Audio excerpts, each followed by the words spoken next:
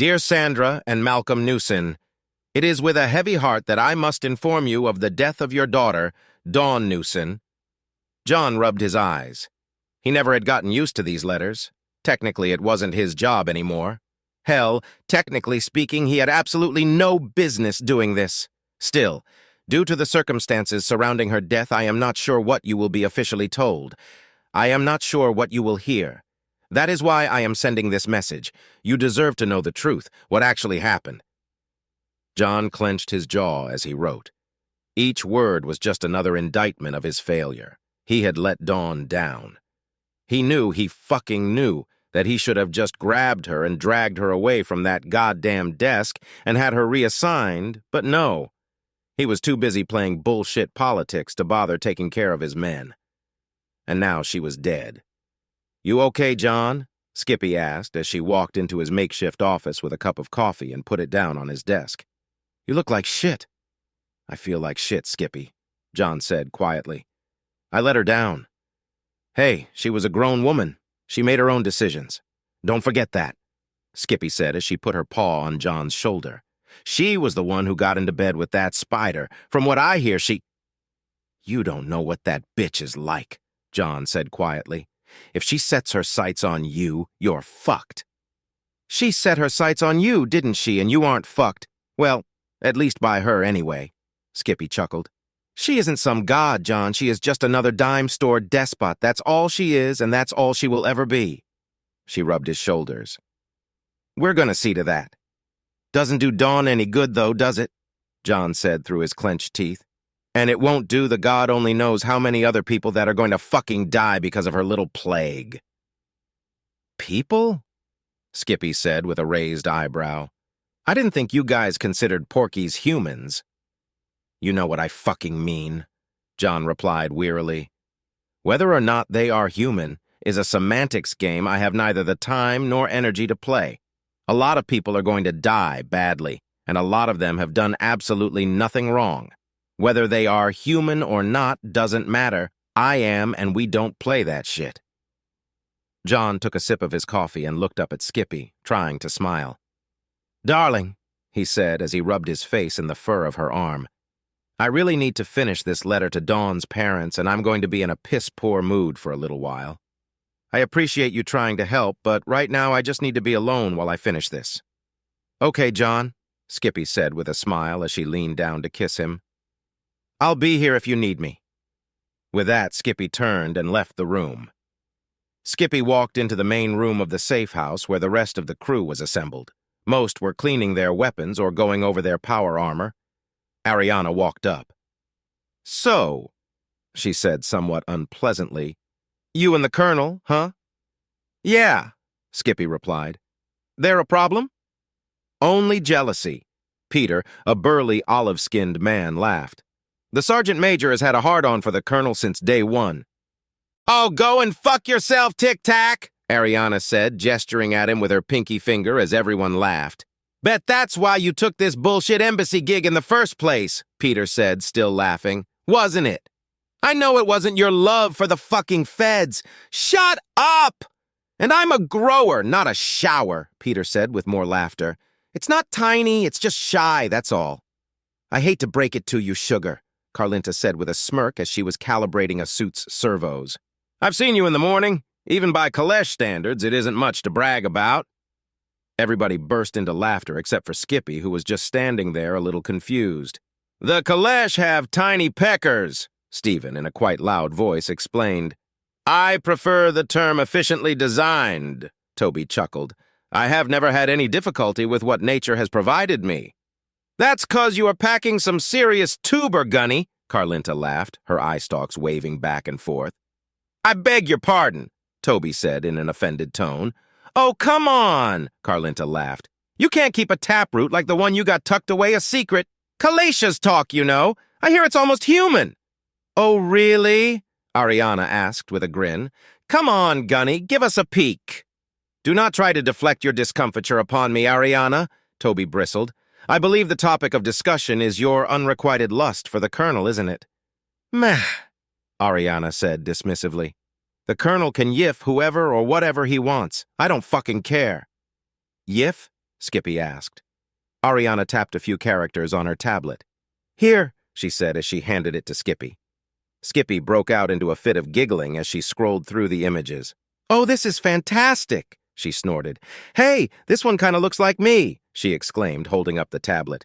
Yeah, bunnies are always a classic, Peggy, a beefy Nordic blonde, laughed. I even dressed up like one for Halloween a couple of times. She looked over at Skippy and grinned. So you're the Colonel's bunny girl? No, Skippy laughed. I'm his HFY lover. What's the difference? Hopefully I will have the opportunity to show you, Skippy grinned. Monarch paced back and forth as she prowled her office, each move causing the holographic inks adorning the wings of the hundreds of butterflies tattooed into her skin to shimmer. There was still no word from any of their operatives in the embassy. Even worse, there was no word from her ladyship. The only thing they got from the embassy was that goddamned message over and over. No matter what they tried, no matter what filters they tried to use on the relays, they could only silence it for a few minutes at most before it started again. She had spent hours trying to reassure their thralls, trying to keep everything together, but without her ladyship. She screamed in frustration and looked around for something to hit. Everything in the room was too valuable to destroy. She screamed again. Excuse me, ma'am, a timid voice announced over her communicator. The Secretary of State wishes to speak with you. He says that it's urgent. It was urgent the last 5 times I talked to that motherfucker. Take a fucking message, she shouted. Yes, ma'am. She scowled. The Secretary of State was beginning to crack. He might be a problem. She had the authority to take care of it if need be, but he was valuable. Too valuable to simply dispose of if there was any alternative. Wait, she said into her communicator. Put him through. Mark, what is it now? No, we still haven't managed to stop the transmissions from the embassy. Nobody has. Look, it's just one crackpot spouting nonsense. Just put together a statement or something. Tell them that it's the ramblings of a rogue traitor or some shit. You've dealt with scandals before. What? So what if they want a scan? Tell them to go and fuck themselves. Say it's a security issue or something. Fucking tell them that Porkies and the feds keep genetic databases and we don't. Make it a liberty issue. Do the whole freedom dance. Honestly, can't you think for yourself for once?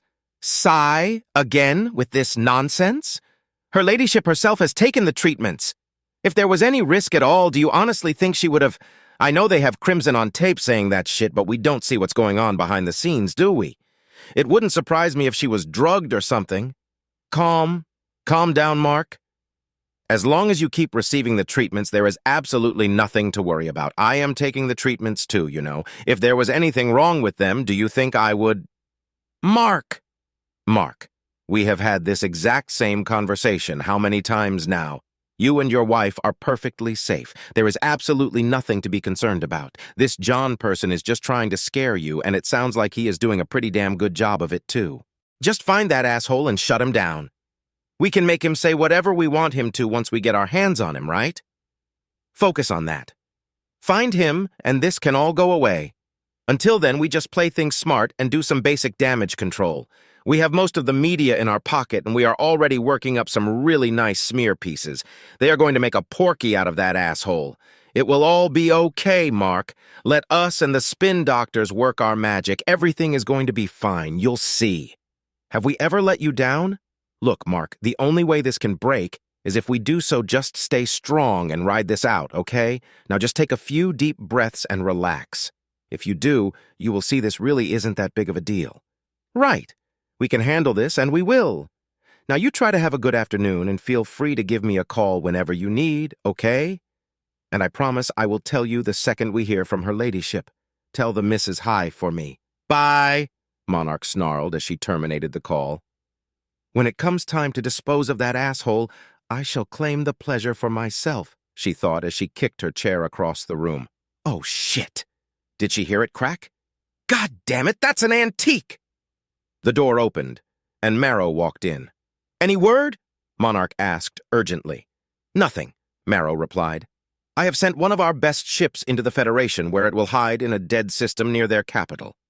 When we hear from her, we will be able to move immediately.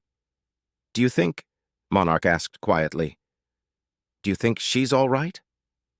If John managed to kill her, he would put the body on display. Marrow replied darkly. We can only assume that she is okay and still in command. All we can do is wait until she sees fit to contact us. The fact that she hasn't, though, with everything that is taking place, she hasn't. Marrow walked up and put his arms around Monarch. I know, Monarch, he said, holding her. I'm frightened too. All we can do is have faith. If anyone can prevail, it is her. We who are charged with her protection can sometimes forget that she is the mightiest of all of us. Whatever she faces now, she has faced before and won, he said as he tousled her hair affectionately. She will prevail, and she will reach out to us when she deems fit. Until then, let us view this as a test that she has laid out before us. Marrow smoothed her hair and straightened her sleeveless blouse. At the very least, he continued, we need to appear confident for the others. They are looking to us, and we must show a calm, assured, confident demeanor to keep the rest in line. Her ladyship is okay, her ladyship is in control, and most importantly, her ladyship is coming back. Yes, of course, Monarch said quietly as she leaned into Marrow, resting her head on his broad chest. Everything is okay. She is just doing that horribly annoying thing she does sometimes, right? Absolutely, Marrow smiled. It's her ladyship. She is probably monitoring the whole affair, watching us at this very moment, and preparing her critique, he laughed. Monarch laughed a little. For once I would welcome her disapproval, she said as she hugged Marrow again. Likewise, he chuckled. As long as she isn't too displeased, of course. Haruta lounged under the heat lamps in her limo as it made its way through the streets of New Brussels, her reptilian maw curled into a grim smile baring her long, carnivorous teeth. This was going to be fun. The limo stopped in front of the Republic Parliament building. She sighed as the heat lamps switched off. Terra was well within the nominal habitable range of her ancient species, but definitely on the chilly side. She pulled her heated mantle over herself as she uncoiled her serpentine body and slid out of her vehicle. She paused to admire the architecture. These Terrans might be primitive savages, but they could sure build the hell out of a building. She slithered over the white marble steps of the entrance and into the cavernous halls of the seat of the Republic's government. Marble, so beautiful and so fucking cold, she thought with a grimace. She loved the look and feel of the substance, but as always, it felt like her very life was being sucked right out into the floor. She could wear a body stocking, but she hated them, always did. She loved to feel the ground beneath her scales. It was worth a little chill to feel the incredible workmanship of the tile layers. Terra was fantastic, so many textures. Her homeworld was too perfect, too clean, everything for her tastes. Here she could feel grit and stones and cold tiles. She hoped that everything would work out. She intensely disliked the Terrans, but she loved Terra. Many of her kind marveled at the extreme folly of the Terrans trying to salvage this world when they had the technology to abandon it. Hell, they even had other inhabitable systems, all of them, with excellent worlds of their own. Nakamura 4 was even better than Terra itself on paper. Her kind simply could not fathom why the Terrans invested so much time, effort, and expense trying to repair this wasteland. She got it. Terra was special. One only had to wander its ancient, dirty streets, fallow forests, blasted scrubland, and silty riverbeds to understand. This world was alive in ways that her homeworld never was. It was tough, and it was dirty, and it was cold, but it was fucking beautiful. The fact that the Terrans recognized this and had poured so much love and devotion into their injured planet was perhaps their one redeeming feature. It made her unable to completely hate them. She chuckled as she remembered that delightful news story from the White Star when the raiders completely lost their minds over a box of preserved semen samples, much to the confusion of the reporter covering the incident. Hardened criminal scum was actually dancing and hugging each other over finding possible additional biodiversity. It was just too funny and so perfectly Terran in a very rare good way. They were vile animals, but every now and then they just knocked it out of the park, as they would say. Please don't make us blow it up, she thought to herself as she reached the comfort of a long rug in the middle of the hall. She shivered with delight. The warmth of the rug after the cold of the marble entryway was absolutely delicious. Mark Gilderin was waiting beside the open door of his office. "Ambassador," he exclaimed. "How wonderful to see you," he said with a big smile. That was another good thing about the Terrans. They smiled. More importantly, they didn't cringe when she did the same. Too many species shrink back at the slightest hint of teeth. She returned his smile with genuine pleasure and anticipation. How she was going to enjoy watching that smile just melt away. She didn't like Mark. She didn't like him before all of this nonsense, and she certainly did not like him now. "Mark, it's nice to see you as well. How is your lovely wife?" she asked. His wife was a cow in every sense of the word. You could almost hear her mind chewing cud if you got too close. She had once been trapped by some of that horrific small talk that all humans value so highly by that bovine harlot. It had been the longest half hour of her life. Seriously, they should weaponize that. A few days of having to listen to that simpleton would bring her whole ancient and powerful race to its knees. It was awful. "She is well, thank you," Mark said happily. "We are celebrating our 100th anniversary this summer." Oh, sweet embrace of the abyss itself, Haruta thought in absolute horror. A century with that woman. How many hours of her drivel had he been exposed to? It actually explained a lot. "Congratulations!" Haruta exclaimed. 100 years! Wow! With Karen! Wow! That's just amazing. "Doesn't your kind engage in pair bonding?" Mark asked as he pulled out a specially made lounge for her to coil upon. "Yes, but usually not until later in life," she replied as she curled up on the heated cushions. "We remain fertile throughout our entire lives, and actually the quality of the clutches improves over the years.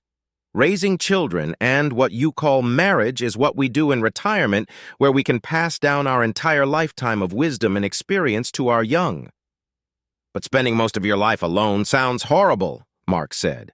"Nobody to greet you when you get home, nobody to talk to, nobody to cuddle up with at night." "Well, solitude and the silence that it brings can be preferable sometimes," Haruta replied with the slightest smirk. "I guess all species are different," Mark said as he pulled out his tablet. "I just couldn't imagine life without—" "Yes, we are all different," Haruta said, cutting him off. "Our tolerance for small talk, for example?" "Oh yes, down to business," he said cheerfully. "That's how you like things, isn't it? Okay. News of the terrible disease outbreak that is affecting the humans in the Federation has reached us, and even though we do have our differences with both the Federation and humans in the Federation in particular, we would like to offer our assistance during this terrible disaster. As you know, our—" "Not necessary," Haruta said, interrupting him with a smile. "We respectfully decline any and all assistance from either the Republic or the Empire. This is a Federation issue, and we will take care of our people. In fact, to protect your people, we have closed off our borders to the outside galaxy. As of now, no traffic will be allowed into or out of the Federation. But you must realize that your biological sciences are impressive, but rest assured that the best minds in the Federation are already on the case. We will handle this on our own. You must realize. We do realize that this horrific incident is one created by the Federation humans within the Federation. It is a Federation issue that we will handle. We wouldn't dream of exposing Republic humans to a plague of Federation design. Now, if it wasn't of Federation design, that might change things. Do you have any information that sheds additional light on the matter?" she asked with a malicious smile. No. As you say, it does appear to be created by humans in the Federation," Mark said hastily. "All evidence clearly indicates that to be the case." "Well, then there is no reason for you to risk exposing your people to a contagion that is already contained to only a few worlds. We are in the process of quarantining and treating the infected and are confident in our disaster protocols. It's only a matter of time before this whole dreadful incident is properly contained and handled.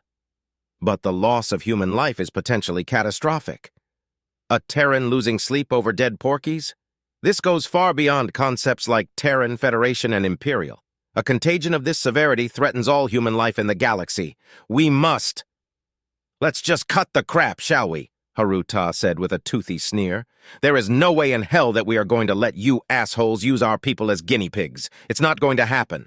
The powers that be, the real powers behind the Federation, powers that you don't want to encounter, have decided that we aren't going to play your sick little game."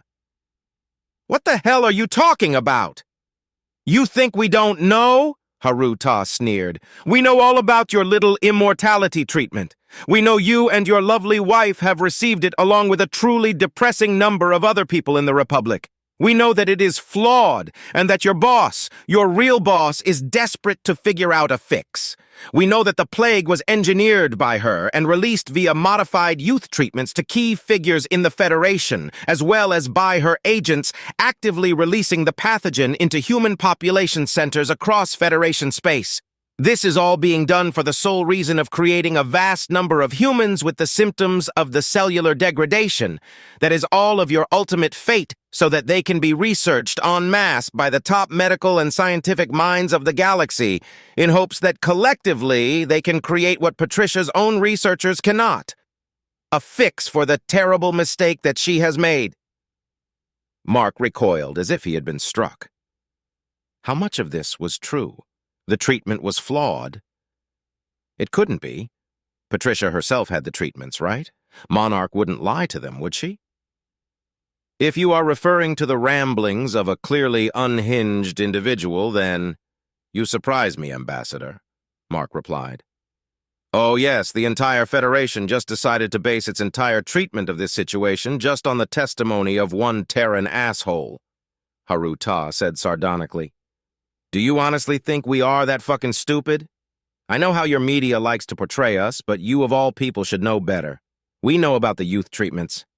We also know that the symptoms of this mysterious plague that some college fuck somehow managed to engineer in their spare room just happens to exactly match the symptoms that would reasonably occur if someone fucked that youth treatment up. Oh, and that plague. There is absolutely no way our humans could have created it. It's quite simply beyond their current understanding of human biology. Fuck! It's even giving us and the almighty Callant fits. I have to hand it to you guys. It's a fucking masterpiece," Haruta said as she sarcastically clapped two of her hands together. "Bravo! Or should I say brava?" Mark's blood ran cold. He had been told that it was essential for the Federation to accept Republic assistance concerning the plague and was ordered to make it happen no matter what. But why was it so essential that the Republic aid the fucking porkies in the first place? It made no sense. It made no sense unless Haruta was telling the God's honest truth. Oh no! Karen, he had to think fast. He had to get this fucking snake to let the Republic in. You are honestly going to let Federation citizens die over a stupid theory that you can't even prove?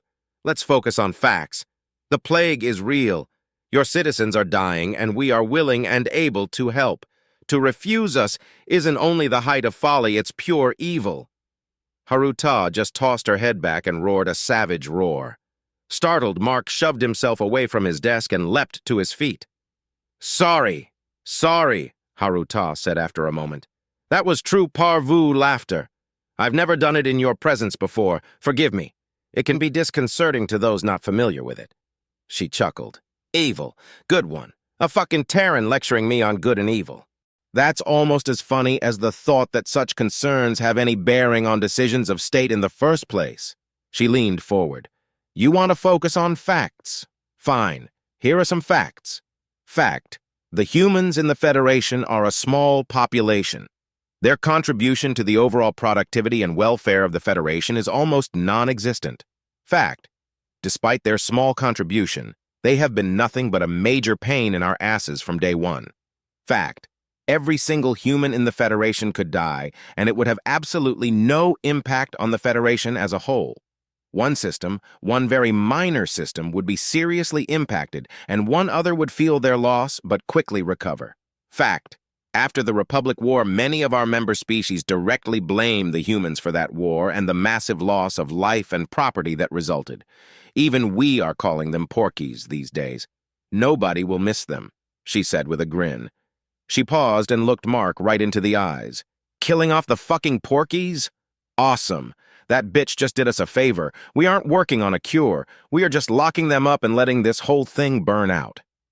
If there are any humans remaining after this, then they will be nothing but a dispossessed, nearly extinct minority with no representation, wealth, or power. We can sweep them right under the rug with the rest of this whole debacle, and in 100 years, it will be like they never existed in the first place. They will be nothing but a footnote in history, a convenient scapegoat for a ruinous war. Tell your boss, your real boss, if she wants test subjects so she can fix her screw-up, then she needs to make them here, in the Republic, because you actually give a shit whether humans live or die. We do not. Mark sneered. He had her. You were a fool to say that here, he exclaimed. This room is tapped. I wonder how the Porkies will feel when they find out where they really stand. They might be Porkies, but they are humans, and they— Harota roared again. I'm going to give you the benefit of the doubt and write that idiocy up to you grasping at straws. I really love your idioms, by the way, she smiled. Let's explore that potential reality.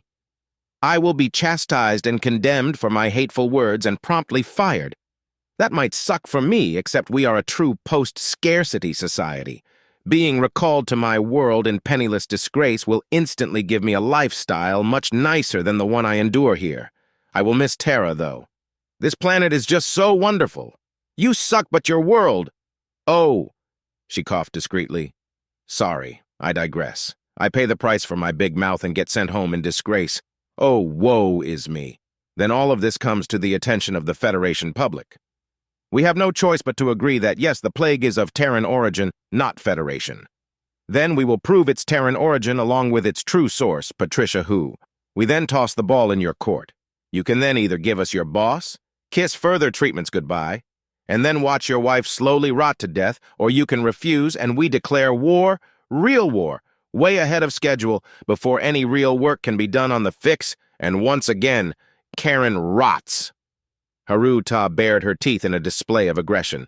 You assholes were only right about one thing, the nature of our next war, she said, displaying her fangs. It will go down exactly like you predicted. We won't be coming to liberate, punish, or conquer.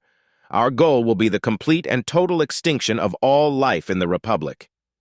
That's a lot easier said than done, bitch, Mark snarled. You've already lost against us once. True, Haruta replied calmly. But last time the big boys stayed out of it. We, the Kalent, the Veiled Ones, and others left the Federation to fend for itself in a war that it started. This time you will be meeting us. I do have to admit that part of me is looking forward to it. It would settle a long-standing debate concerning which one of the elder races actually has the best navy. We finally have a foe good enough to where we could actually take some decent measurements. We will take those measurements and shove them right up your ass. We can and will take all of you on. Yes, and you may very well win, but I can guarantee you that the war will take more time than you, your co-conspirators, and Patricia Hu herself has left. I also can't help but wonder how your own people, the delightfully volatile, incredibly well-armed individuals that make up your population, will feel about being dragged headlong into a system-destroying war for the sole reason of propping up your worthless asses. I have to applaud your boss, Haruta chuckled.